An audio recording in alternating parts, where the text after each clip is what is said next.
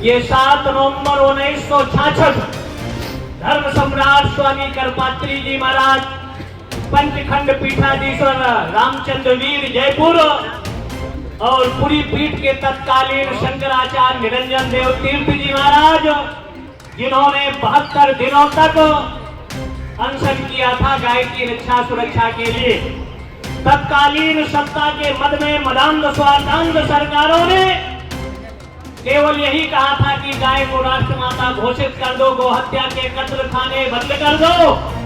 तत्कालीन गृह मंत्री गुलजारी लाल नंदा और प्रधानमंत्री के इशारे पर गो भक्तों पर गोली चलवाई गई। वैसे वर्तमान परिस्थितियों में गाय हमारा जीवन गाय से ही है।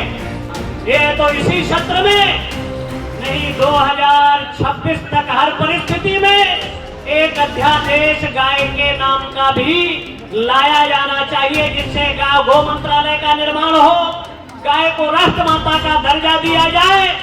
ऐसी परिस्थितियां हैं कि सत्ता के सिंहासन पर जो बैठता है 15% की तुष्टीकरण की नीति अपनाते हुए 90% समाज की उपेक्षा करता है।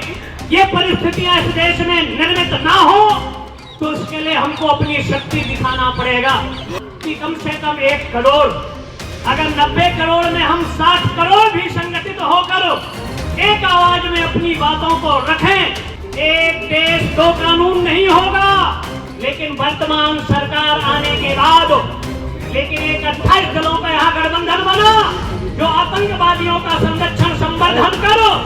अमेरिका के सोरस जैसे व्यक्ति भारत की सरकार के विरुद्ध, भारतीय सनातनियों के विरुद्ध षड्यंत्र रचता है।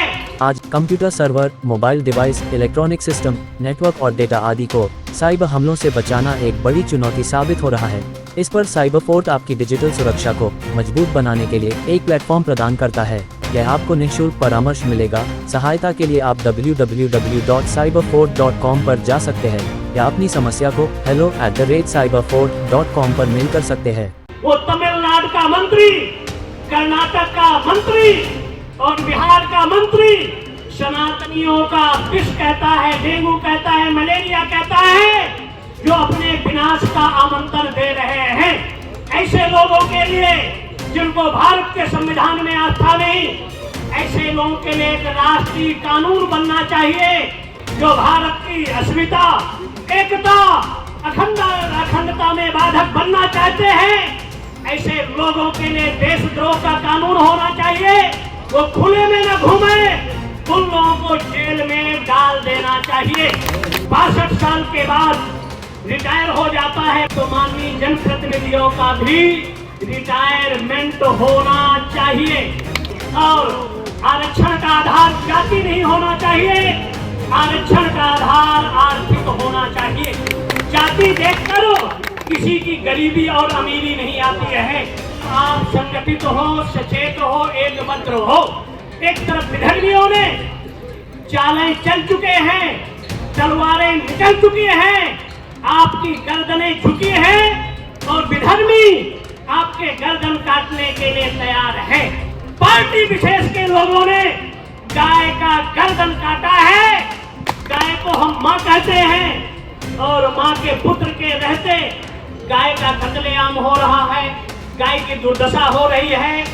योगी जैसा व्यक्ति गाय के लिए काम यूपी में किया है और वो काम केंद्र सरकार के माध्यम से भी होना चाहिए। उसको अमल करें और गाय को राष्ट्रमाता गौ मंत्रालय का निर्माण कर गाय का संरक्षण संवर्धन।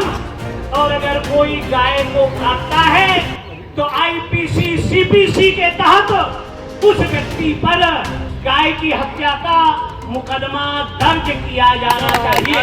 16 में कहा था नवंबर या दिसंबर में कि हम बंदरगाहों पर मशीनें लगवाएंगे और गाय का मांस निर्यात नहीं होगा।